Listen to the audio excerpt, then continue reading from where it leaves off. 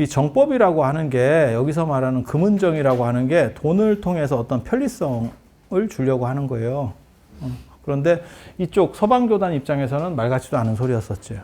그래서 그게 합리적이냐 아니냐를 가지고 또 한번 싸웠었고 논점이 된 거예요. 그리고 또 한 가지는 금은정이라고 하는 게 가겸정이라고 하는 게 있어요. 가겸정. 소금에 대한 문제. 이렇게 소금. 예전에는 소금을 이 솥불에다 넣어서 가지고 다녔어요. 왜냐하면 눅눅해지니까. 그리고 인도는 또 고온 다습하니까 소금을 그냥 일반으로 가지고 다니면 이게 물처럼 돼버리거든요. 습도가 높으면. 대충 무슨 뜻인지 아시잖아요. 네. 그래서 솥불에 넣고 요거를 막아버립니다. 밀폐를 시키는 거죠. 이렇게 해서 인도는 왜 이 소금 얘기가 나오냐면 가겸이라고 하는 게 뿔에다가 소금을 가지고 다니는 행동, 이게 가능하냐에 대한 거예요. 2400년 전 얘기라서 굉장히 소박해요. 그러니까 막 큰 문제가 일어나는 게 아니에요. 저 정도는 뭐 할 수 있는 거 아니야? 이렇게. 그런데 이거는 내가 처음으로 밝혔어. 이 소금 얘기는. 이 소금에는 세 가지 의미가 있어요. 세 가지 의미가. 약의 의미가 있습니다. 약. 왜냐하면 인도는 덥기 때문에 소금을 섭취를 못하면 사람이 자빠져 버려요. 탈수 비슷하게 걸려서 이게 쓰러진다니까. 그러니까 제가 전에도 그런 얘기 해드렸었는지 모르겠는데 군대에서 아무리 훈련을 빡시게 시켜도 물하고 소금은 줍니다. 지금은 모르겠는데 저희 때 그랬었어요. 아마 어른들 다 마찬가지였을 겁니다. 소금하고 물을 끊을 수는 없어. 그럼 사람이 죽어. 네? 죽어. 그러니까 이건 약 아닙니까? 맞죠? 오케이, 되잖아. 근데 맛이 없는 밥을 먹을 상황이 되면 맨밥밖에 없어. 소금을 쳐먹으면 좀 나요. 물론 뭐 소금을 어떤 미친놈이 밥에다 쳐먹습니까? 라고 하지만 맨밥밖에 없다니까? 맨밥 먹을래? 소금이라도 좀 넣을래? 조금 낫지? 그러면 감미료입니다. 감미료. 감미료면 저건 맛의 탐착을 불러일으키는 게 되는 거예요. 네. 닭발의 의미가 없어지는 거죠. 닭발의 의미가 없어지는 거죠. 그리고 저 소금이 야리한 게 저 때는 화폐 시대가 아니니까 소금은 내륙은 굉장히 비싸요. 인도같이 이런 나라는 소금이 훨씬 비싸. 우리나라도 소금이 비쌉니다. 예전에. 그런데 우리는 삼면이 바다고 내륙이 그렇게 안 깊잖아. 이 면적이 안 넓잖아. 그런데도 소금이 비싸는데 인도는 생각해 보세요. 소금 더럽게 비쌀 것 같지? 그리고 조금만 관리 잘못하면 물이 된다니까. 소금으로 열심히 만들어 놔도 이 안에서 뭐 비 맞고 습지고 이런 물이 이거 문제가 있죠. 그래서 소금이 고가의 화폐 역할을 합니다. 그러니까 소금을 얼마를 주면 돈으로. 그러니까 과거에는 소금하고 배 이런 천은 다 화폐 가치를 가져요. 화폐 가치를 가져. 그래서 우리도 뭐 한 필, 두 필 이렇게 군포 군대 면역하고 싶으면 뭐 몇 필을 내라 이렇게 화폐의 가치를 가져버린다니까요. 그래서 소금은 이렇게 되면 돈이에요. 일반적인 물건, 돈은 가지고 다닐 수 없습니다. 그리고 음식도 가지고 다닐 수 없습니다. 그래서 사람한테 너 왜 소금 가지고 다녀? 야, 소금 못 가지고 그런 거 가지고 다니면 안 되는 거 아니야? 이렇게 얘기하면 그 스님이 뭐라고 얘기하냐면 약이야. 약이야, 약. 죽을까 그럼? 약은 가지고 다닐 수 있어. 약은. 그런데 약으로만 쓰면 될 건데 밥에다가 쳐먹어. 그래서 야, 약이라며 왜 쳐먹어? 이러면 약 밥에 타먹어. 이런 이 간첩 같은 행동들이 일어나는 거예요. 이 박쥐 같은 행동들이. 뭐하고 똑같은 거냐면 고스톱으로 얘기하면 국진 C것짜리. 국진 C것짜리. C것에도 속하고 쌍피로도 가고. 이렇게 왔다 갔다 하는 일이 벌어지는 거예요. 그래서 이 문제가 또 터지는 거예요. 그래서 저것도 돈과 관련된 문제였을 걸로 추정을 합니다. 돈과 관련된 걸로. 그래서 이런 문제들을 정법, 그러니까 경계선상에 있는데 이 정도는 유도리가 있어야 되는 거 아니냐? 야, 소금 정도는 봐줘야 돼. 맛의 탐착, 그게 무슨 대단한 맛이라고. 그것도 말이 되잖아. 오죽하면 소금 타먹겠냐? 또 말이 되잖아. 아니, 그렇지 않아요? 근데, 야, 걸식의 기준이라고 하는 것은 맛에 대한 탐착이 없는 건데, 이걸 말이 돼? 그래도 뭔가를 네가 지금 계속 먹고 있잖아. 개인적으로 저 같은 경우는 간장에 대한 탐착이 있습니다. 간장과 식초, 후추, 뭐 이런 데에 대한 탐착이 굉장히 강하거든요. 그래서, 저를 아는 분들은 저 사람은 맛을 모른다. 뭐든지 간장부터 타고, 식초 타고, 후추 뿌려 먹고 이상한 짓을 해요. 그래서 사람마다 그건 좀 다르니까 소금도 있지 않았을까 싶은 생각도 있어. 소금 되게 좋아하는 사람도. 그래서 이런 문제들로 인해서 양쪽이 굉장히 문제가 생겨요. 그리고 그 야사라는 스님이 또 굉장히 재밌는 사람이에요. 그렇게 해서 이 동네에서 그런 행동들을 하니까, 그 10가지 그런 행동들을 하니까, 야, 그거 좀 잘못한 거 아니요? 이렇게 따졌더니, 이 동방교단 스님들이, 촌놈 자식. 이렇게 해서 사람을 좀 긁었는가 봐. 어디 저 대도 않는 데서 와가지고 말이야. 여기는 세상이 바뀌었어. 밥 먹고 나서 스타벅스 커피 한 잔 마셔야지. 뭔 소리야? 지금 시대가 바뀌었는데. 커피는 3박자까지만 먹어야 되는 거 아닙니까? 뭔 소리야. 이 동네 바뀌었다. 이런 식으로 지금 얘기를 하는 거예요. 그러니까 그 야사라는 스님이 가슴에 상처를 입고, 수행자면 좀 털어야 되는데 인도 스님들의 특징이 잘 못 텁니다. 굉장히 이렇게 좀 쫌생이들이 많아요. 그래서 쪼르륵 가서 여기다가 일릅니다. 장로들에게. 저 동네가 이상한 사짜 행동을 하고 있습니다. 그렇게 해서 동방교단과 서방교단이 장로회의를 해요. 그 장로회의를 했더니 8명이 모여가지고 장로회의를 하는데, 이쪽 4명, 이쪽 4명 이렇게 모이는 거예요. 왜 4명씩 모이냐면 이게 사진법 문화 때문에 그래요. 그렇게 해서 4명씩 모여서 했더니 14 이런 식으로 이런 정법은 구라. 안 돼 라고 했대. 왜 안 된다고 했을까? 아니, 이쪽 사람들은 FM주의니까 그렇다 치고 왜 이쪽 사람들도 그렇게 얘기했을까? 노인이라서 그래요. 노인이라서 그렇다고. 뭔 뜻인지 못 알아들으시겠어요? 그러니까 저 같은 경우도 제일 주장하는 것 중에 하나가 뭐가 있냐면, 승복 같은 거 개량해야 되는 거 아니야? 이런 식으로 옷을 입어야 되느냐?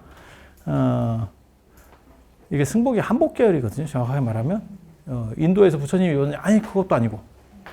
왜 입는지 정확하게 잘 모르겠고, 뭐 족보도 없고, 지금 한복 입는 사람도 없고, 그리고 한복이 뭐 아름답다 이렇게 뭐 얘기하는 사람들이 있는데, 아름답고 그렇게 편하면 왜 사람들이 한복을 벗었겠냐?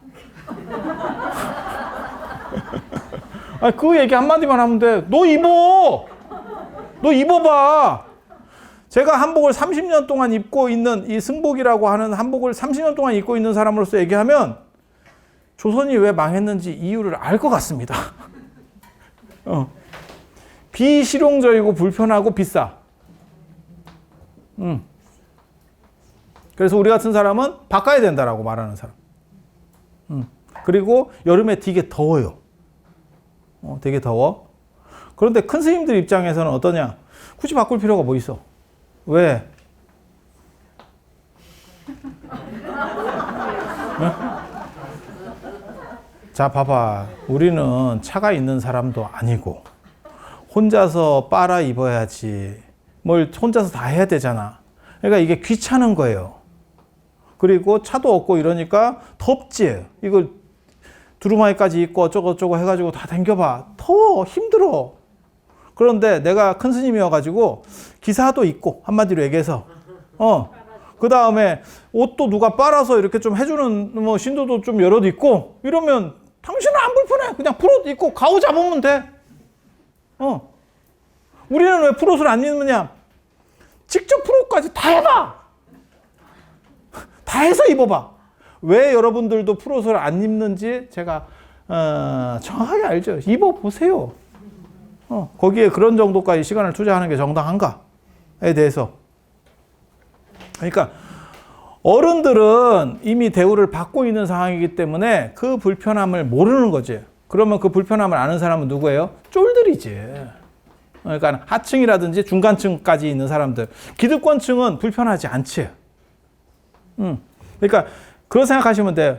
예를 들어서 뭐 공공교통시설을 잘 갖춰야 된다. 안 그러면 지하철을 잘 갖춰야 된다라고 할 때 내가 재벌이야. 그걸 왜 갖춰야 돼? 라고 할 수도 있는 거야. 뭐 불편해? 뭐가 불편해? 저 같은 경우는 지금 여기 제주도 올 때도 제일 짜증나는 것 중에 하나가 뭐냐면 비행기 값 좀 균질화 했으면 좋겠어. 이게 도대체 어떤 놈은 싸고 여기 여러분들은 저보다 더 잘 아실 거잖아요. 여기서 계속 무트로 나가시니까. 아니, 기차 요금은 똑같은데 이거는 이게 무슨 단통법 만들어지기 전에 스마트폰 사는 거잖아. 지금 이게 누구는 싸게 사고 누구는 어두운 구멍으로 들어가고 뭐 하고 이래가지고 아시죠? 이게 뭔가 싶은 거지. 우리는 그걸 느끼는 거고, 만약에 예를 들어서 제가 진짜 재벌이야. 그래 전용기 타고 다녀. 그러면 그게 그래서 뭐가 문제인데? 이렇게 나오겠지. 그래서 생각이 다른 거예요. 상층하고. 그래서 연세 드신 분은 보수적일 수밖에 없어요. 어디든 다 마찬가지예요. 그래서 이게 다 위헌 결정이 난 거고, 위헌 결정이 났더니 여기 이제 젊은 스님들이 반발하는 거죠. 영감님들 그러시는 거 아닙니다. 이러는 거 아닙니다. 그리고 인도에서부터 유럽까지는 미국도 마찬가지고 위아래 없습니다. 유목문화에서는. 존댓말도 없고 위아래가 없어요. 그래서 들이받았지. 그래서 우리는 승복할 수 없습니다. 우리 승복할 수 없습니다. 그리고 부처님 뜻은 거기에 갇혀 있으라는 게 아니고 계속 변화하라는 게 부처님 뜻인데 거기에 갇혀 있다라고 하는 것은 말이 안 됩니다. 라고 해서 여기가 갈라져 나가는 거예요. 서로 간에. 그래서 여기를 쪽수주의라고 합니다. 쪽수가 많았대. 여기가 부처님께서 활동하신 데라서 스님들이 많았대. 그래서 여기를 대중부라 그래요. 대중부, 한마디로 얘기해서 쪽수부입니다. 쪽수부. 쪽수가 많았어요. 그리고 아이러니하게도 이쪽이 상좌부예요. 상좌는 종갓집이라는 뜻입니다. 종갓집. 부처님이 한 번도 안 가보신 쪽이 종갓집이야. 그래서 얘네가 더 정통이려고 하는, 어떻게 보면 이게 있는 거죠. 약간의 트라우마가 있는 거예요. 피해의식? 이런 거 생각하시면 될 거예요. 자기네들은 전파 지역이고 부처님께서 한 번도 거기를 와보신 적이 없기 때문에 우리는 비정통이라는 생각을 자꾸 하는 거예요. 그래서 자꾸 자기가 정통이다라고 강조하는 집단이 있으면 대부분 아닌 경우가 많습니다. 남방불교도 초기불교라고 계속 강조하거든. 스리랑카에 남방불교에서 가장 먼저 불교가 들어간 데는 스리랑카입니다. 그리고 그때 언제 들어갔냐면 아쇼카 왕 때 들어갔습니다. 정확하게 말하면 아쇼카 왕의 아들인 마인다 장로하고 딸인 상가미타에 의해서 스리랑카 불교가 처음으로 들어갔습니다. 아쇼카 왕은 부처님 돌아가시고 200년 뒤의 사람입니다. 근본불교, 초기불교가 언제까지라고요? 100년. 200년 뒤에는 초기불교는 존재하지도 않았습니다. 그러니까 초기불교 끝나고 최소 150년 정도 뒤에 스리랑카의 불교가 들어가는 거예요. 아쇼카 왕 아들이니까.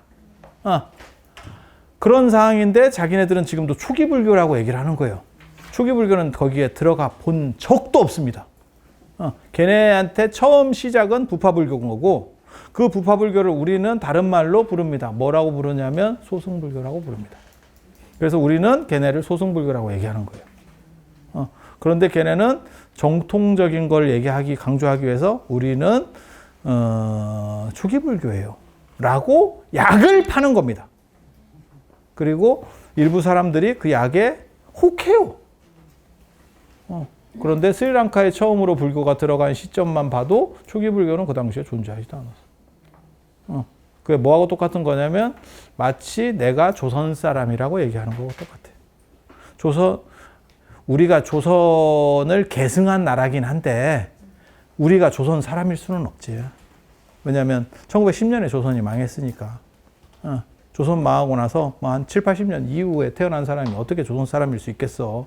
그냥 우리는 대한민국 사람이고 단 조선을 계승했지. 그렇게는 얘기할 수 있지. 네. 조선 사람이 있느냐? 여기 안에 조선 사람이 있느냐? 없지. 여러분이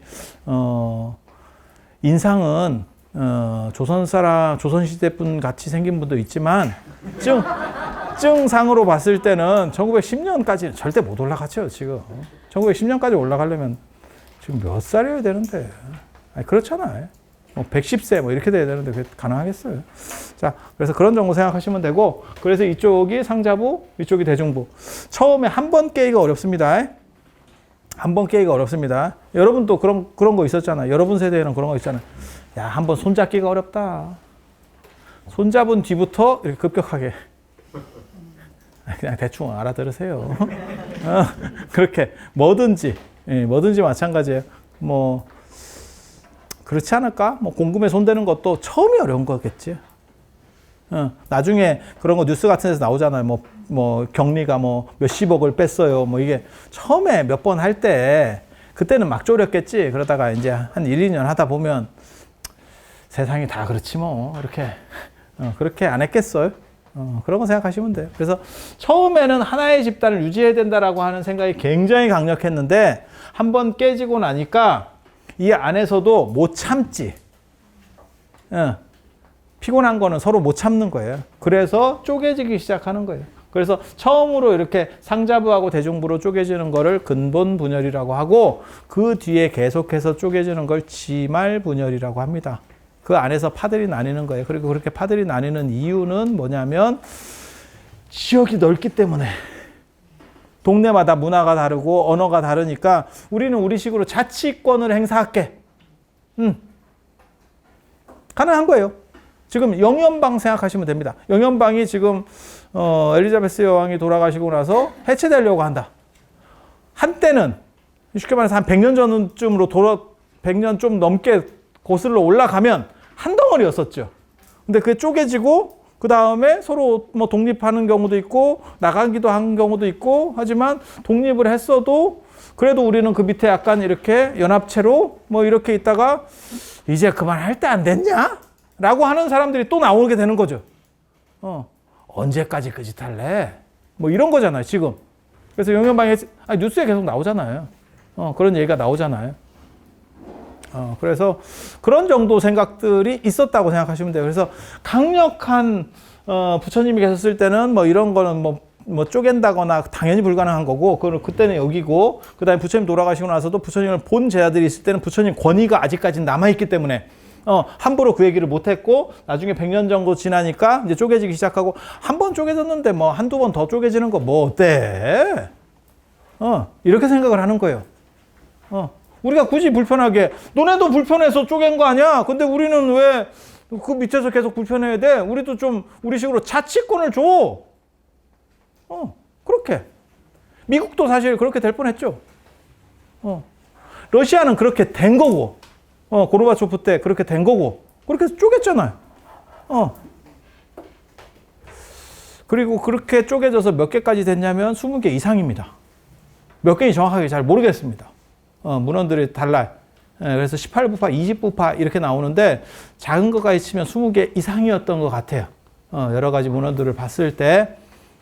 그런데 이제 그 중에서는 어떤 거는 완전 독립한 것도 있을 거고, 어떤 경우는 큰 집 밑에서 이렇게 약간 더부살이 하는 것도 있는 거고, 막 섞여 있었던 것 같아요. 네. 그래서 그런 정도 이해를 하시면 되고, 이런 거를 부파불교, 학파불교라는 뜻입니다. 학파불교. 그리고 어떤 사상이 분리되는 경우도 있고, 지역이나 문화에 의해서 분리된 경우도 있고, 그리고 그게 기원 전후 정도까지, 기원 정도까지, 그러니까 지금으로 한 2000년 전까지, 그러니까 한 400년 동안 내려가는 거예요. 400년 정도 내려가서 예수 태어날 정도가 되면 이 기원전후라는 게 굉장히 중요해요. 세상 문화가 바뀌는 시절이거든요. 한 번씩 세상이 이렇게 바뀌는 때가 있어요. 제일 먼저 인류 문명사에서 가장 먼저 이렇게 대두되는 거는 뭐 신이 뭐 만들어지고 뭐 이런 거 말고 제일 중요한 시기가 이제 추계 시대라고 해서 인간의 합리성이라고 하는 게 대두되는 시절. 지금으로부터 그러니까 한 2200년 전부터 해서 2800년 전 사이 정도를 추계 시대라고 하거든요.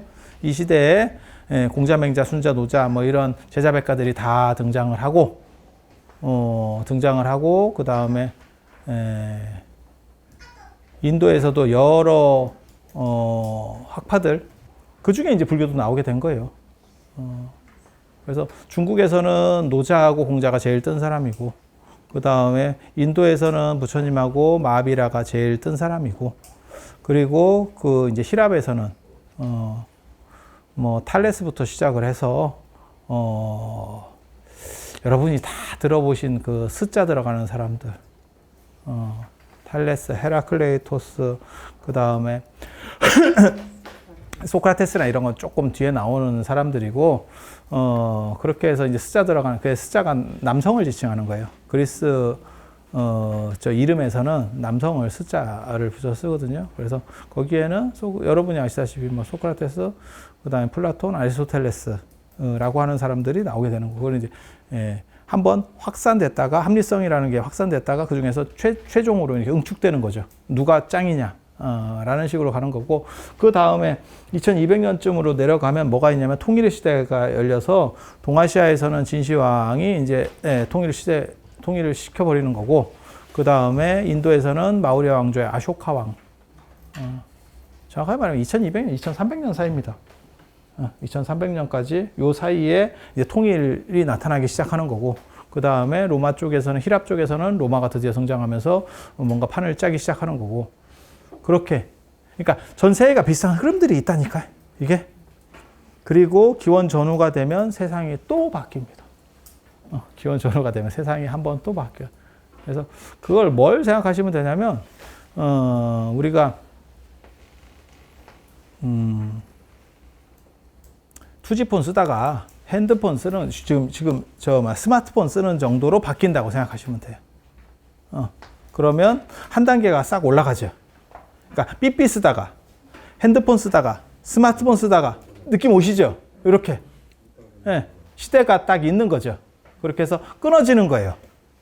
그래서 기원 전후가 되면 드디어 대승불교가 만들어지고, 그때 불교는 이렇게 이 정도 세력을 가지고 있었고, 이렇게 가지고 있었고, 그리고 남쪽에는 반야사상.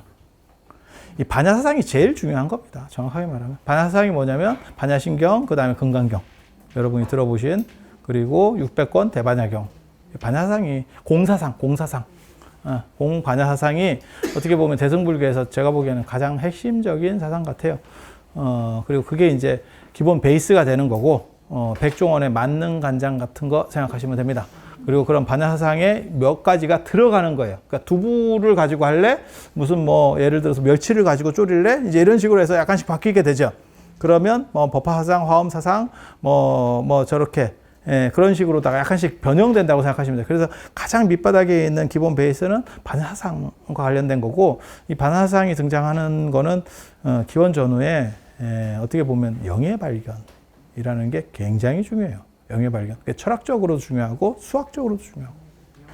영의 발견. 숫자 0의 발견. 아까 얘기했잖아요. 지금 현대 사회에서 기업적으로 가장 큰 가치를 가지는 기업들 다 안 파는다고. 무형을 파는 기업이 가장 대단한 기업이다라고 얘기했잖아. 네, 그죠? 그러니까 아무개 애가 삼성을 다녀요 라는 것보다 아무개 집 애가 구글에 입사했어요. 이러면 그래? 조금 더 우리가 더 그렇지 않아? 지금 시절이 그런 거죠. 네. 뭐 그런 정도 생각을 하시면 돼요. 근데 0이라고 하는 것도 그게 굉장히 혁명적인 거예요. 왜냐하면 존재하지 않으면서 값이 없으면서 작용만 존재하는 특이한 겁니다. 그 인류 문명사에서 어떻게 인간이 이러한 거를 생각을 해냈을까? 엄청나게 어려운 개념이에요. 존재하지 않지만 존재하는 개념. 영 생각해봐. 자기 값은 없잖아. 하지만 누군가하고 붙으면 값이 생기지. 그러니까 숫자 1하고 붙든 뭐 2하고 붙든 뭐 붙으면 문제를 일으키고, 그 다음에 지들끼리만 있으면 어깨가 있어도 꽝이지. 이건 뭐. 아니, 그렇잖아요. 그래서 그런 걸 보고 뭐라고 얘기하면 실체는 없고 작용은 있다 라고 하는 거예요. 그걸 한문으로 얘기하면 진공묘유라고 합니다. 실체는 없고 작용은 존재한다. 묘하게 존재한다. 네, 묘하게 존재한다. 이거 굉장히 재밌는 개념이에요. 그래서 이런 공개념이 어디서 나오느냐? 이 남인도 쪽에서 나오고, 서북인도 쪽이 좀 재밌습니다. 이게 실체 개념이라는 게 있어요. 실체 개념. 뭔가 뚜렷한 뭔가가 좀 있으면 좋겠는데, 그건 히랍 사상의 영향 때문이라고 생각을 합니다. 저쪽에 이제 알렉산더 군대가 이렇게 쳐들어오거든. 2300년 전에. 알렉산더가 쳐들어오거든. 그래서 거기서 이제 히랍의 영향을 받아요. 그래서 실체화되고, 여기서 뭐가 나오느냐? 불상이 나옵니다. 불상. 그래서 불상은 대승불교의 아이콘이에요. 대승불교의 상징이 불상입니다. 그러니까 부파불교에는 불상이 없습니다. 불상이 없습니다. 그래서 불상이 없는 시대가 부처님부터, 그러니까 2500년 전부터 기원 전후까지, 한 2000년 전까지는 이 500년을 불상이 없는 시대라 그래요. 그거를 한문으로 무불상시대라고 얘기합니다. 무불상시대. 불상이 없던 시대.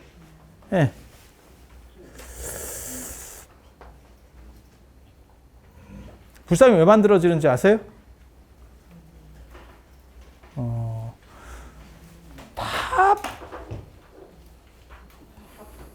이거 아니구나.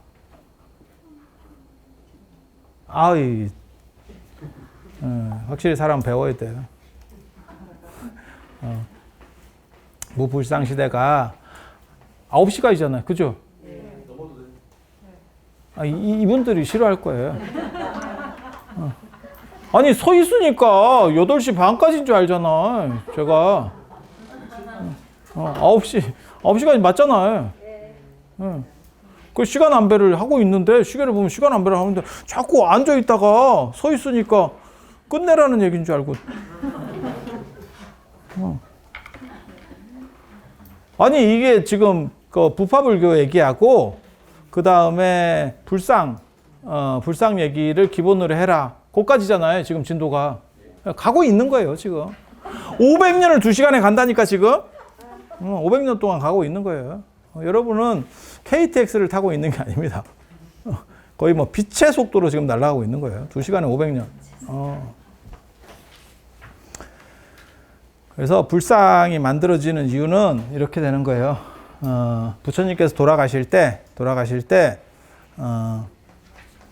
스님들한테 뭐라고 얘기했냐면, 너네는 수행이나 열심히 하고, 부처님의 사리를 공양하는 거나 이런 거는 신도한테 맡겨라. 이렇게 얘기했어요. 부처님 되게 재밌습니다. 그걸 맡기면 그냥 다 맡기면 될 건데, 방식도 얘기를 해줘요. 탑을 어떻게 만들고, 뭘 한참 얘기를 해. 그리고 그거를 주체를 신도에게 해요. 그래서 탑은 어디에 만들어지냐면 사거리에 만들어집니다. 사거리. 저 동남아시아에 가면 실제로 탑이 사거리에 있어요. 그렇게 만드는 이유는, 그렇게 만들어야 사람들이 부처님에 대해서 더 많이 생각을 하게 된다. 절은 어디 있었는지 아세요? 절은 방사건도나 이런 데 보면 뭐라고 나오냐면, 마을로부터 멀거나 가깝지 않은 곳. 그 얘기는 뭐냐면, 너무 멀면 탁발이 안 되고, 해인사 같은 데는 탁발 못 하잖아. 탁발 갔다 오면 12시 넘어. 아니, 생각을 해봐. 걸어서 나갔다가 온다고 생각해봐. 12시, 그럼 일찍 출발하면 되는 거 아닙니까? 일찍 출발하면 그 사람들이 밥을 안 하지. 뭐, 거기 맞춰줘서, 점심을 우리가, 뭐, 10시에 먹을게요. 이렇게 안 할 거 아니에요. 이게 마을이 있으면, 마을에 약간 외진 곳. 너무 멀면 탁발이 안 되고, 그 다음에 너무 가까이 오면 시끄럽대요. 시끄러우면 뭐 아무래도 수행하기는 좀 그랬겠지. 그래서 멀거나 가깝지 않다라고 하는 대목이 나옵니다. 그래서 한 탑은 이걸 쳐야 돼요? 탑은 이거 참 재밌네. 무슨 예전에 TV 같은 거 안 나오면 이렇게 때리고 이게 무슨 시절이 어느 시대인데 아니 지금 2020년에 이런 걸 때리래. 이게 무슨 너무 낙후된 거 아니요? 나 때리다 보니까 갑자기 짜증이 나네. 아니 우리 어렸을 때 테레비 안 나오면 그것도 흑백 테레비 14인치, 20인치 이거 많이 때렸잖아. 싸대기를 때리면 애가 이렇게 칙칙거리면서 H 이러면서 잘 나와. 근데 요즘 이걸 때려야 된다는 게 상당히 생경하긴 한데 아무튼 그렇다 치고 이 탑이 여기는 내거리 안에 그리고 주체는 누구냐면 신도 그리고 이쪽은 사원은 여기는 스님들이 주체고 그리고 여기는 탑이 없는 거예요. 승님입니다. 원래 승님 불법 승할 때 승님 승님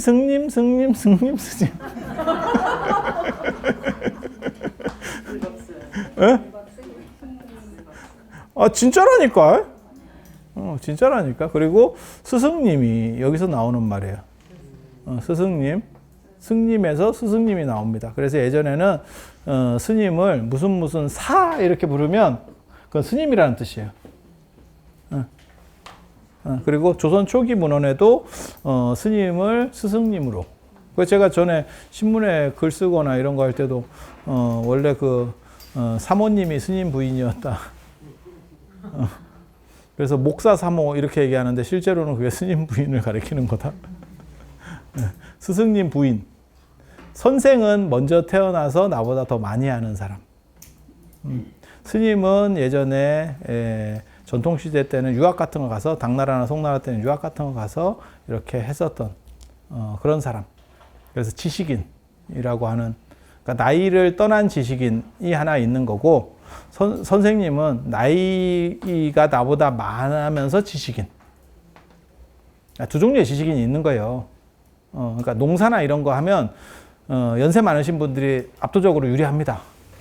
내가 농사를 배우러 갔어 시골에. 그러면 연세 많으신 분들이 어떻게 보면 선생님, 먼저 태어난 사람 그런 거고 이런 학문적인 거나 이런 거는 나이랑 관계없이 그 전문 지식을 터득하고 있느냐가 선생님이지 스승님이 되는 거지. 그런 차이라고 보시면 돼요. 그래서 그 사자가 그게 일반화되는 거예요. 나중에는 이게 선생에 대해서 일반화되기 시작하는 거. 그래서 중국에서 지금도 스님을 사부라고 불러. 사부라고 불러요. 그리고 그게 일반화되면서 나중에는 이제 칭호들이 보편화되는 거지. 그래서 최근에도 선생님 칭호도 상당히 일반화됐었죠. 그래서 그냥 무슨 선생님 뭐 이런 식으로 부르다가 요즘은 사장님이 한동안 돌았고 요즘 또 회장님 뭐 에브리바디 그냥 개나 고리나 다 회장이야. 모르겠어. 아니 그렇잖아요. 그 칭호도 이게 돌아갑니다. 이렇게. 그리고 그런 데가 칭호 인플레가 심해요. 서로 그냥 듣기 좋은 거 막 해줘. 막 해줘. 왜? 돈 드는 거 아니니까. 아부도 관심이라고 그냥 좋은 말 해주는 거죠. 덕담이라고 보시면 돼요. 그래서 그래서 스님. 그래서 그런 말 많이 하잖아. 스님인데 싫으면 스라고 부르고 님자 빼고 이렇게. 그러니까 승에서 그리고 이게 이제 번역되면 이거는 원래 승이 집단을 뜻하는 거거든. 그래서 무리라고 하는 뜻을 써서 무리 중자를 써서 중 이렇게 부르는 거고. 그러니까는 승을 음역하면 스님이 되는 거고 쉽게 말해서 어떻게 보면 승가, 상가를 음역해서 스님이 된 거고 그 다음에 그거를 의역하면 중이 되는 거예요. 무리 중자가 되는 거예요. 근데 뒤에 이제 붙는 게 좀 다르지. 스는 님이고 중은 놈이야. 왜? 중님 없잖아, 중님. 중님. 난 중님 들어봤다니까. 중님 들어봤어. 나 중님 들어봤어. 전화를 했는데 중까지 했는데 이게 상대가 그러니까 그냥 님자를 붙이는 거야. 중하고 한 1, 2초 떨어졌다가 님이 나와. 나 이해가 된다니까.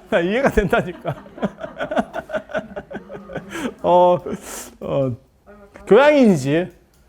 교양인이지. 상대를 배려해서 차마 놈이라고 하지 못한 거지.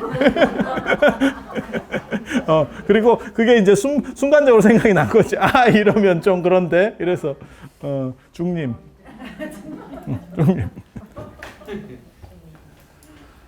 그래서 이건 신도 관리고, 이건 스님들 관리고, 그리고 여기가 더 좋을까? 여기가 더 좋을까? 탑이 더 좋을까? 안 그러면, 사원이 더 좋을까? 이게 되게 재밌는 문제거든요.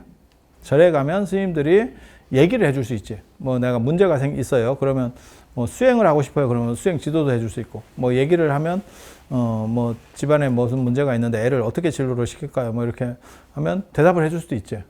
자비로운 스님이면. 우리 같이 안 자비로운 스님은 얘기를 안 들어줍니다. 그런데 뭐 들어주는 사람도 있고 하겠지. 탑이 얘기를 들어줘? 그치? 탑은 얘기를 안 들어주지. 그래서 이제 그런 문제가 있죠. 그러면 절이 더 낫나? 맞아요? 안 들어주지만 여러분도 그런 거 있잖아요. 예, 우리나라 반려동물 인구가 이제 500만에 이르는데 개가 사람 말 들어줘? 그래도 개 키우잖아.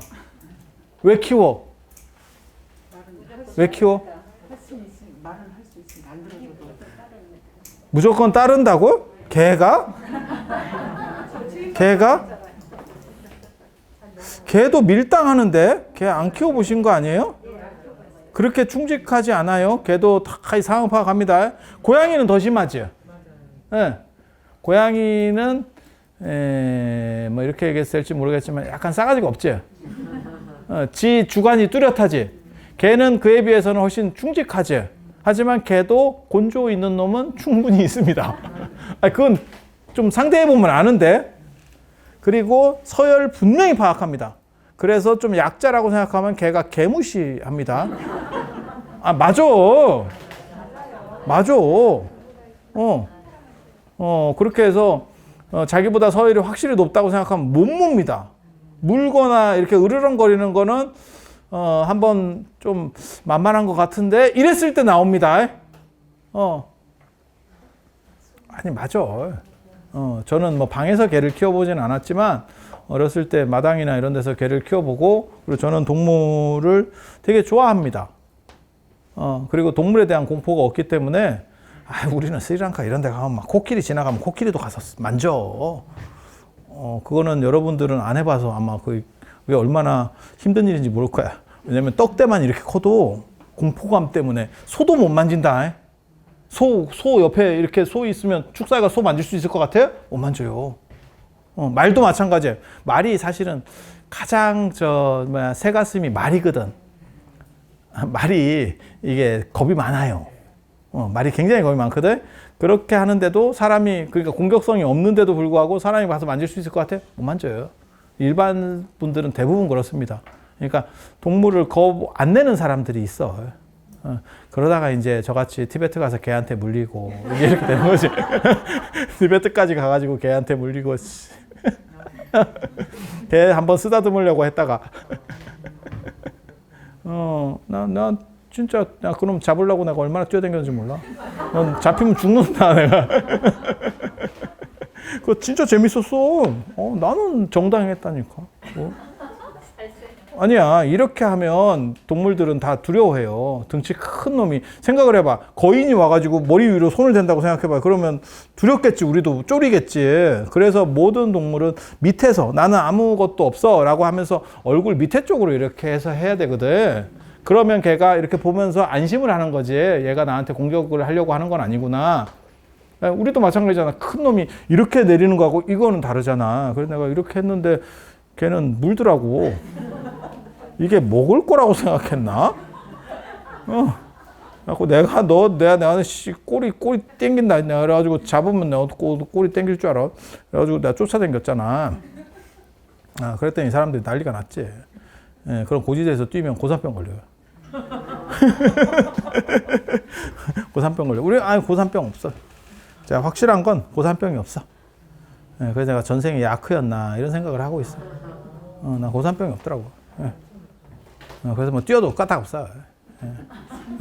너 잡혔으면 귀찮아. 제가 늘상 얘기하잖아. 나는 산을 존중하는 사람이에요. 성스럽게 생각하는 사람이에요. 그래서 밟으면 안 돼. 멀리서 보면서 이렇게 감탄하고 경애의 대상이지. 어디 그런 신비한 데를 밟고 올라가. 그런 불경한 나쁜 사람들이에요. 산을 무시하는 사람들이야. 아버지 묘소를 밟을 수 없듯이 산은 지켜보는 거야. 지켜보면서 찬탄을 하는 거지. 이렇게 어디 거기를 가. 그래서 이 두 가지가 달라요. 그래서 사람들은 말을 안 하는 게 더 안 좋다라고 생각할지 모르지만 상처를 받는 상황 같아서는 말을 안 하는 게 나을 수도 있어요. 그게 반려동물을 키우는 이유 중에 하나거든요. 나를 따라서가 아니고 걔가 오히려 말을 안 하기 때문에 의지할 수 있는 부분이 있는 거예요. 그 부분도 있다니까요. 키워보시면 알아. 걔도 사람 키우는 거랑 똑같아요. 내 뜻대로 안 돼요. 걔가 뭐 내 비유에 다 맞춰줄 줄 알아? 안 그래. 그리고 그 집에서 키우는 애들은 다 머리가 좋잖아. 예전에 똥개들하고 달라요. 시골에서 키우는 똥개들은 애가 약간 이렇게 좀 천진하기 때문에 주인이 한 2번 쥐어박아도 야, 밥 줄게 이러면 또 열심히 오거든. 아유, 주인님! 애가 속이 없어. 굉장히 이렇게, 어떻게 보면 활달자제하지. 금방 털어. 근데 요즘 개들은, 집에서 키우는 개들, 걔네 머리가 좋아가지고요. 오래 갑니다. 저놈이 그랬어. 이렇게, 저놈이 나를 띄워놓고, 외국 여행을 갔어. 그래서 나는 외로웠어. 그래서 쇼파를 다 조질 거야. 이러면서 다 씹어. 있다니까.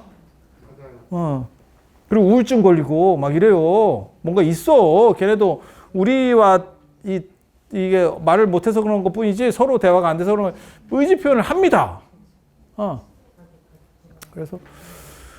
그래서 말을 안 한다고 해서 더 안 좋다고 생각하시면 안 돼요. 그리고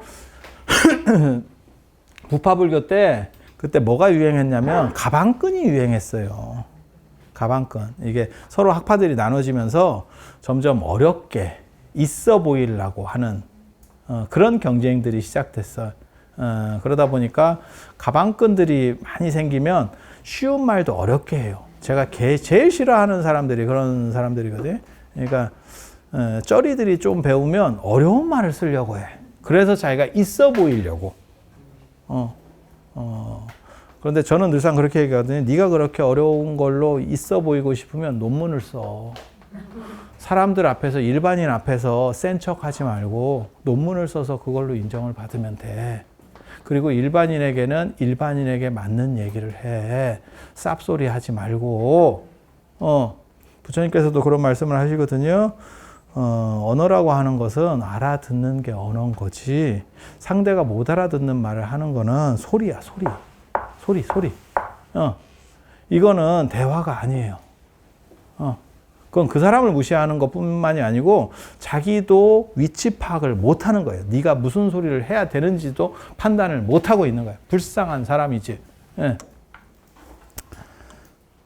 그래서 부파불교 시대 때 가방끈 논쟁이 벌어지면서 쉽게 말해서 서로 어려운 거를 쓰는 거를 더 대단하게 보이게 하려고 해요. 조선시대 때도 그런 거 있었습니다. 그래서 양반들이 뭐 시 같은 거 지을 때 그냥 자기 감정을 짓는 게 아니고 운율이 들어가야 되고 그 다음에 글자가 들어가야 되고 뭐가 있어요. 되게 복잡합니다. 그래서 그런 게 잘 들어가고 고사성어 들어가고 그래서 잘 못 알아듣게 멋있게 하면 잘 짓는 거 이렇게. 그게 현실하고 점점 유리되는 거예요.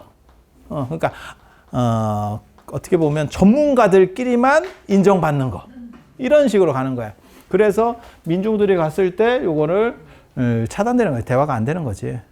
자꾸 뭐 이상한 얘기만 안 하고 있는 거야. 그러니까 저는 그런 사람들을 사실 굉장히 높게 보거든요. 그러니까 뭐 다른 사람들은 얘기들이 좀 다른데 뭐 김용옥 선생님이라든지 안 그러면 뭐 칼 세이건이라든지 이런 사람은 저는 굉장히 높게 봅니다. 그 얘기는 그건 뭐냐면 대중화 시킬 수 있느냐. 그러니까 어려운 주제를 가지고 대중화 시킨다는 건요 굉장히 쉽지 않은 거예요. 그러니까 개그맨이 개그 소재를 가지고 대중화 시키는 거는 할 수 있어요. 그건 범위가 굉장히 넓은 거니까. 하지만 동양 철학을 가지고 대중화 그러니까 저도 철학과 출신이니까 저희 선생님들도 그런 얘기를 하거든요. 김홍 선생님 뭐 저거 막 얘기를 해. 그러면 저보다 센 사람한테는 제가 차마 그 말을 못했지만 저보다 저랑 비슷한 사람한테는 제가 그렇게 얘기해요.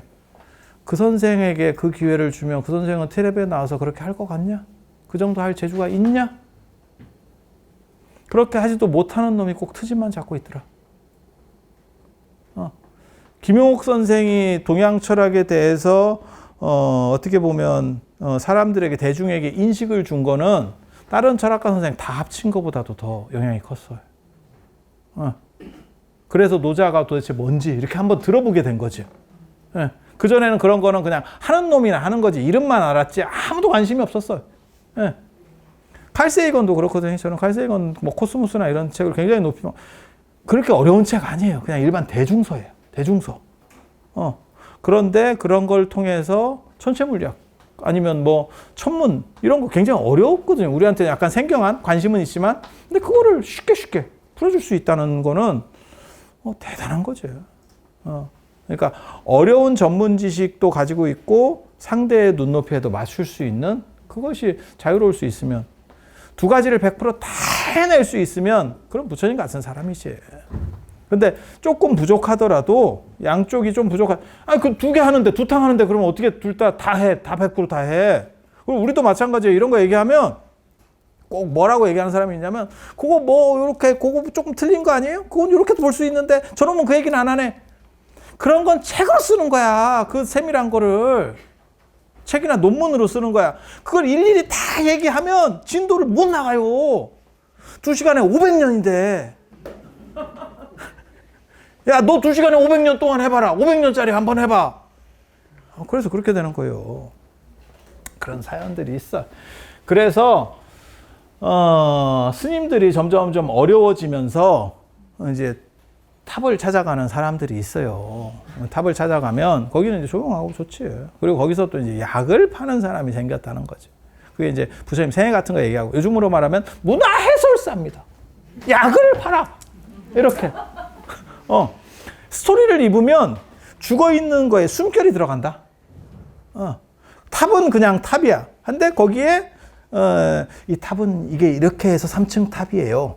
그리고 이게 시대가 이렇게 들어가요. 이게 몇 번 이렇게 주워 듣잖아? 그러면 좀 달라 보이거든. 그래서 제가 이런 얘기 하거든요. 이게 여러분들이 지금 이런 교육을 받는 게 단순히 다른 사람한테 얘기할 때 쓸모가 있을 수도 있지만 그게 아니더라도 내가 살아가면서 이 저변이 굉장히 넓어져요. 보는 눈이. 예. 이유가 뭐냐? 한두 번만 이렇게 주워 들어가지고 좀 외워놓으면 떠들면 더 잘 돼, 사실. 까놓고 얘기해서. 자기가 가르치면 교학상장이라는 말이 틀린 말이 아니에요. 왜? 내가 듣는 거하고 떠드는 건 외워야 됩니다. 듣는 거는 그냥 대충만 들어도 돼. 예. 이건 빨리 열려. 이거는 외워야 돼. 그리고 막상 외웠는데, 처음에 이렇게 딱 하면 등에 식은땀이 흘러. 그리고 머릿속에 블랙홀이 만들어집니다. 내가 외우고 있는 모든 것들이 사라졌어. 순간 치매 현상. 있어. 그거 해보면 아무것도 안 떠오르면서 땀이 흘러가는 소리가 진짜 들리는 것 같은 이런 착각. 있어. 아니 해보면 그게 초창기에 그래. 근데 좀 이제 익으면 이제 날로 먹으려고 우리 같이 이제 하는 거지. 눈빛 보면서 대충 던져. 그러다가 이거 좀 사람들이 안 먹어주는 것 같아. 딴 데로 간다. 야, 먹어줄 때까지 채널 계속 돌린다. 그렇게 해서 끌고 가는 거거든. 그리고 외부에서 하는 게 훨씬 어렵습니다. 실내에서 하는 게 상대적으로 쉬워요. 실내는 집중도가 높고 외부에서는 잡음이라든지 뭐 이런 여러 가지 요소들이 있기 때문에 그래서 실내에서 장악할 수 있는 약 굉장히 중요하다. 제가 그런 얘기 하거든요. 그래서 여기서 그렇게 여러분들처럼 약을 파는 사람들이 나타나기 시작한 거지. 부처님 뭐 어쩌고저쩌고 이렇게 그렇게 얘기했더니 사람들이 감동을 받게. 그게 이제 부처님 생애가 정리되는 이유 중에 하나거든요. 그렇게. 그리고 이렇게 부처님을 생각하는 사람들 중에 누가 또 나오냐면 스님들도 그렇게 스님들도 이런 데 갈 수 있지. 탑에 갈 수 있지. 지금도 스님들 중에서 한국 스님들 중에서도 뭐 내가 정신을 가다듬기 위해서 뭐 5대 보공을 순례를 하겠다는 동 있거든. 예, 지금도. 그런 것처럼 스님들도 탑에 갈 거 아니에요. 그러면 부처님에 대해서 듣고 생각하고 이러면서 부처님은 어떻게 생겼을까? 이 생각이 있는 게 정상이지. 예, 이게 정상이지. 그게 이제 진영이 줄 수 있는 오류 중에 하나거든요. 진영이 줄 수 있는 진영이 뭐냐면 세종대왕 어진, 뭐 김유신, 이순신 다 있습니다. 있습니다. 근데 아시다시피 뭐 율곡, 퇴계 어떻게 생긴지 모릅니다. 그림이 하나도 없기 때문에. 그런데 그거를 최근에 다 그래서 우리가 표준영정이라고 이름을 붙였죠. 그래서 여러분들이 퇴계라고 생각하면 1,000원짜리가 떠오르는 거예요. 소지섭, 퇴계 이꼬르 소지섭. 이런 느낌으로 자꾸 떠올라. 율곡은 좀 더 멋있게 생기고. 아니, 그렇게. 예. 그런데 이게 이제 오류가 뭐냐면 사실 그게 그렇게 생기지 않았을 거거든. 조선 중기 때 사람들 같으면 거친 음식을 더럽게 많이 먹었기 때문에 광대뼈가 튀어나오고 하관이 발달합니다. 이건 뭐 어쩔 수가 없는 거예요. 왜냐하면 현미밥을 조선시대 사람들 이만큼 먹은 거 아시죠? 주발에다 밥 먹은 거. 이만큼 먹고 그거 계속 씹잖아요. 그러면 광대뼈는 여러분도 어렸을 때 여러분 부모님이나 연세 드신 분 봤을 때 광대뼈 튀어나오고 하관이 이렇게 발전하는 이유가 거친 음식을 많이 먹어서 그래요. 현미밥 먹으면 그렇게 돼요. 그리고 지금은 가름해지고 광대뼈가 상대적으로 들어갔잖아요. 아니, 그렇게 생각 안 드세요? 여러분 어렸을 때 뵌 분들에 비해서 그게 왜 그러냐면 부드러운 음식을 우리가 먹어서 그래요. 그래서 조선시대 때 이 양반들도 이렇게 광대뼈가 튀어나왔고 이렇게 좀 약간 없어 보이게 생겼겠지. 그런데 생각을 해봐. 그러니까 율곡이 어떻게 생겼는지 우리 아무도 몰라. 그런데 이 율곡을 저렇게 표준 영정을 만들어 놓음으로 인해서 5,000원짜리 5,000원이 됨으로 인해서 뭐 신사임도 그렇고 다 마찬가지예요. 되면서 우리가 생각을 정리하는 데는 좋아. 하지만 그 생각으로부터 벗어날 수가 없어요. 새로운 율곡을 떠올릴 수가 없다니까 우리가. 그래서 제가 그런 얘기 하잖아. 해리포터라고 하는 게 이게 책이 먼저 있었고 롤랑이 책을 먼저 썼고 영화로 만들어졌잖아요. 근데 책을 먼저 읽는 게 훨씬 좋은 일이라고. 책은 읽으면 해리포터가 어떻게 생겼는지에 대해 상상을 해. 그리고 원래 묘사된 거는 애가 좀 까짝 마르고 못생긴 애예요. 못생기고 맞박에 벼락 마크 있고. 아니 묘사가 그렇게 나와요. 그런데 해리포터 영화를 보면 이미지가 딱 고착화돼 버리죠. 그래서 그 뒤로 해리포터 책을 보잖아요. 그럼 걔가 떠올라. 잘생긴 해리포터가 나온다니까. 실제로 이 해리포터 소설책에 보면 거기에도 그림 사파가 있거든요. 못생긴 걸로 나와요. 사파도 있어. 근데 완전히 다른 계열이 되는 거지. 그래서 이렇게 정해주는 게 정당하냐에 대해서는 우리가 생각을 해봐야 돼, 사실. 그런데 예를 들어서 전혀 없는 인물, 예를 들면 장수왕 한번 떠올려 봅시다. 장수왕 어떻게 생겼는지 떠올라요? 잘 안 떠오르지? 이때 탑에 갔던 사람들이 그런 생각들을 하는 거예요. 신도도 하고 스님들도 하고. 그러면서 어떻게 생겼을까? 궁금하지 않을까? 그 이야기를 부처님 생애를 막 들으면 우리가 뭔가 설정을 할 거 아니야. 흥부전을 들으면서 흥부를 생각하고 춘향전을 들으면서 춘향을 생각 안 할 수가 있어요? 그걸 계속 생각하다 보면 이렇게 되지 않았을까? 그러면서 사부작 맹그는 놈이 어때? 나오지 않았을까? 그림이 빠를까? 조각이 빠를까? 불상이 빠를까? 그림은 그림 같은 경우는 사실 기록이 굉장히 일찍부터 나옵니다. 비나야 잡사 같은데 벌써 나오거든요. 그러니까 율장 관련된 그런 부속 서적에 사실 기원정사의 그림을 그렸다라는 게 나오는데 부처님을 그린 건 아니에요. 부처님을 그린 건 아니에요. 그리고 불상은 그거보다 훨씬 뒤에 이제 나오게 되는데 뭐가 있냐면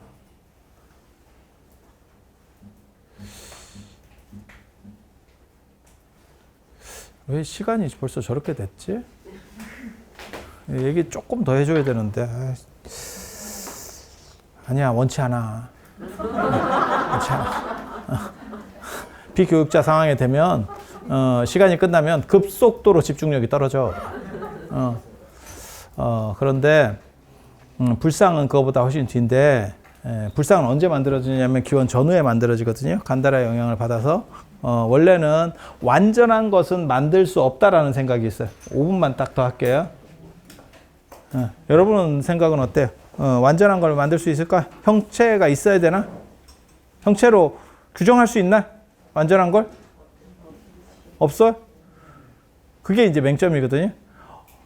완전한데 왜 없어? 없다라고 하는 개념도 불완전한 거잖아. 그러니까 완전하면 없다 있다가 넘어서야 완전한 거지. 그거는 만들 수 없어요. 형체로 만들 수 없어요. 그거는 불완전성이에요. 그래서 완전하니까 만드는 것도 가능해요. 안 만드는 것도 가능하지만 만드는 것도 가능해요 라는 논리도 성립한다니까요. 그래서 그런 쪽으로 가는 거를 형상주의라고 합니다. 뭐든지 만들어야 된다. 그러니까 지금 율곡이라든지 이런 게 우리가 형상주의가 있어서 표준 영정이 나오게 되는 거예요. 이 논쟁이 사실은 굉장히 조선 초기에도 한번 있었고 불교에도 있었고 유교에도 있었고 기독교에도 있어요. 이런 형상과 무형상에 대한 논쟁. 완전한 것을 형상으로 만들 수 있느냐? 그래서 기독교나 이슬람에서는 신은 형상으로 표현하지 않지요. 여호와나 야훼는 형상으로 표현하지 않지요. 하지만 천주교는 형상으로 표현하지요. 그 시스티나 소송당에서 이거 아담과 여호와가 이렇게 야훼가 이렇게 손 마주치는 거. 그리고 그게 이티를 넘어서 나중에 우리 노래에도 나오잖아요. 베이비 원모 타임. 거기까지 나오는 거예요. 거기까지.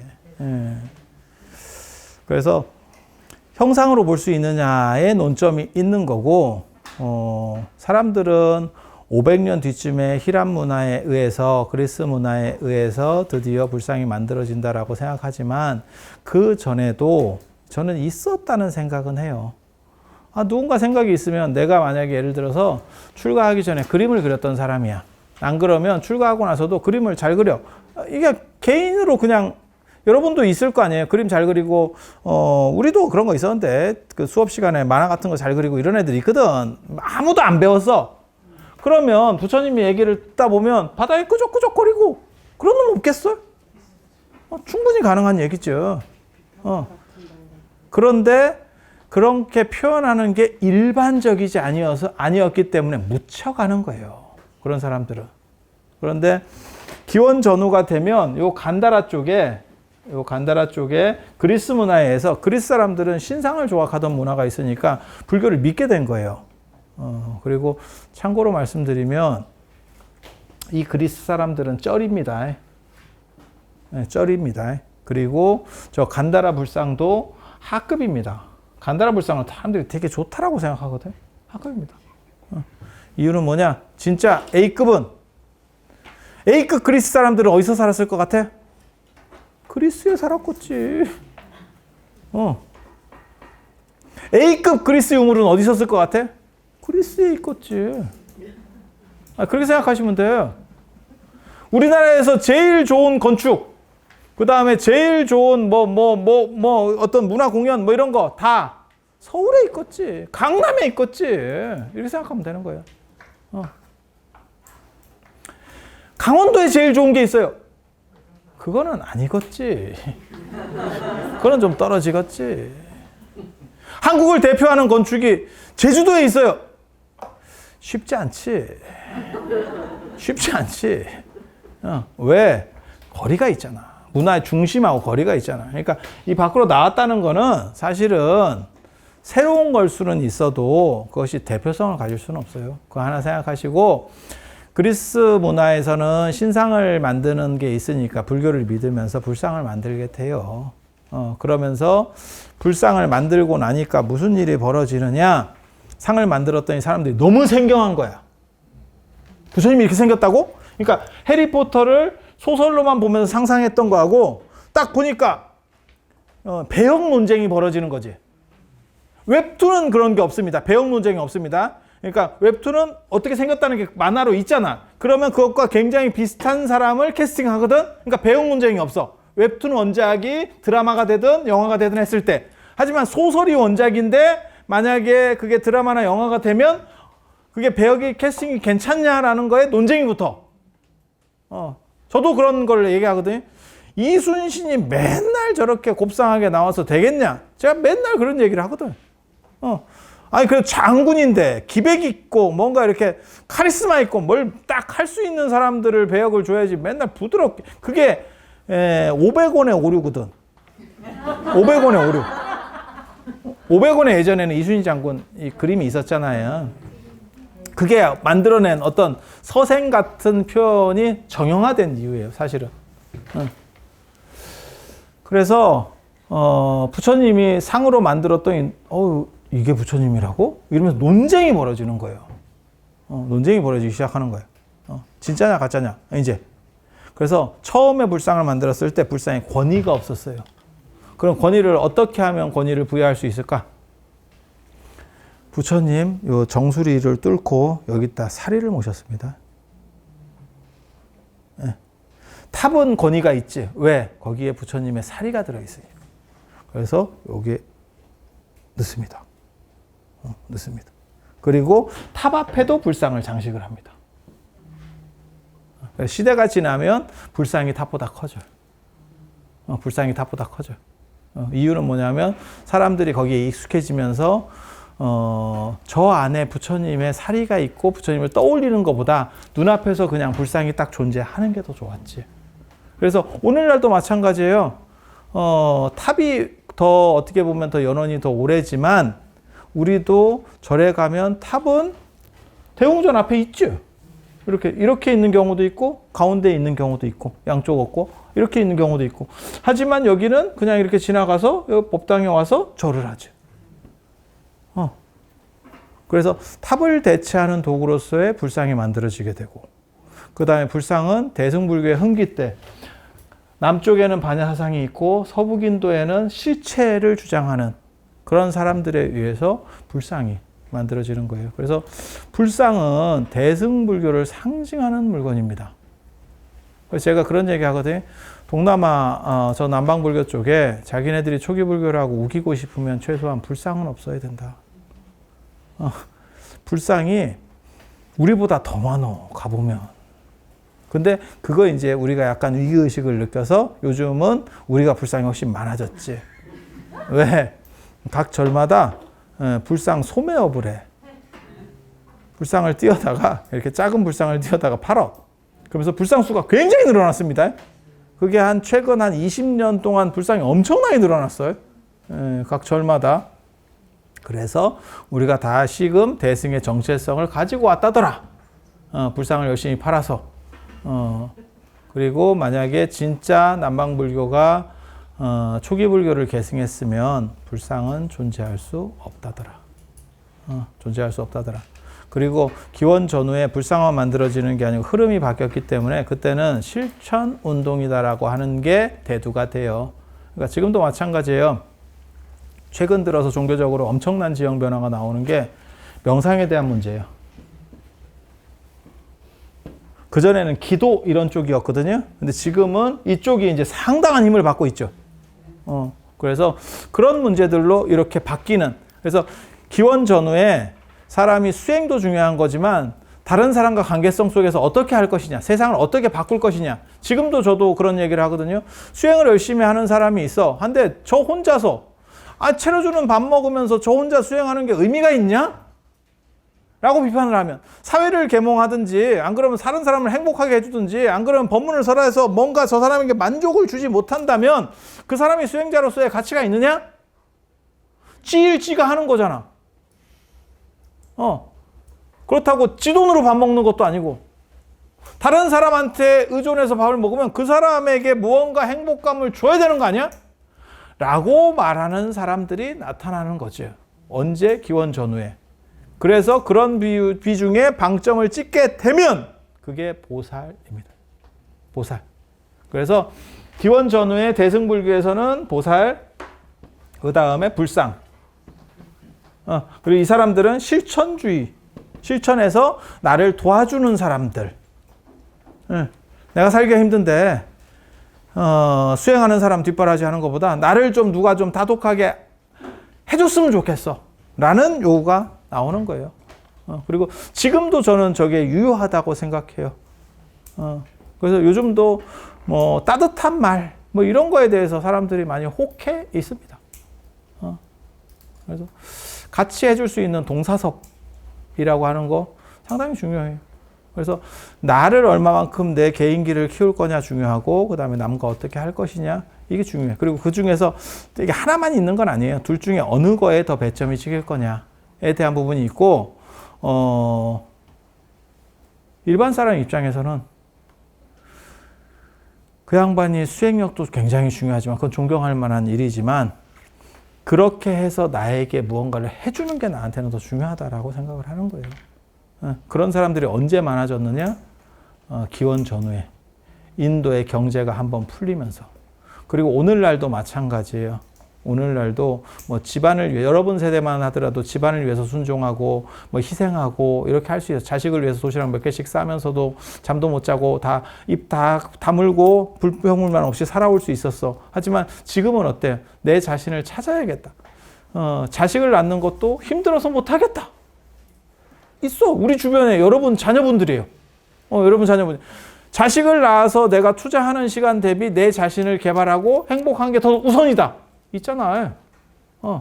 세상이 바뀌고 있는 거죠. 세상이 바뀌고 있는 거죠. 그러면 오늘날 시대에 맞는 또 다른 불교가 요청되고 있는 거예요. 그리고 그 핵심에는 사실 명상 가치가 있어요. 그래서 기원 전후에도 그런 흐름들이 한번 있어서 대승불교가 나오고 그 다음에 불상도 만들어지고 반야사상도 새로운 사상, 실천 그러니까는 반야사상은 사상이고 이건 실천이고 이건 형상 이런 게 만들어지면서 대승불교가 하나가 만들어진 거고 오늘날도 이것을 사실 요청받고 있습니다. 요청받고 있습니다. 그걸 누가 만들겠어? 내가 였으면 좋겠어요. 내가 였으면 좋겠어요. 뭐하고 똑같은 거냐면 일론 머스크하고 똑같은 거죠. 전기차 쪽으로 올 것이다. 그렇게 해서 일론 머스크가 적자를 무진장 보고 있었는데 갑자기 그 주가 가치가 뭐 포드라든지 뭐 도요타라든지 이런 거 합친 것보다도 더 적자 기업인데 더 가능성이 높아져. 왜? 미래를 보는 사람들 입장에서는 저쪽이 맞다라고 생각을 한 거죠. 그리고 불과 몇십 년 안 됐는데 일론 머스크가 전 세계 최고 갑부로 등극을 했죠. 2등이 제프 베조스고 제프 베조스를 넘기 굉장히 어려울 거다라고 했지만 지금은 압도적으로 넘었죠. 비슷하게 넘은 게 아니고 압도적으로 넘었죠. 그러니까 새로운 시대를 읽고 그것을 어떻게 보면 미리 선제적으로 움직일 수 있는 사람에게 그 가능성이 있는 거고 사실 부처님이 그런 사람이었었고 그 시대의 변화가 일어났을 때 그리고 대승의 보살들이 사실은 그런 사람들이었고 그리고 나중에 동아시아에서는 선불교의 조사들이 그런 분들이었고 그리고 지금 시대에도 또 새로운 붓다가 요청받고 있는 거고 그리고 그러한 대승불교랑 관련해서 그러한 아이콘이 불상이고 그 다음에 이거는 실천적인 어떠한 행동 그 다음에 이념적인 거 이렇게 결합되면 하나의 큰 문화 현상들을 일으킬 수 있다더라 라는 정도까지 하고 마칠 수 있도록 하겠습니다. 긴 시간 들어주셔서 감사합니다.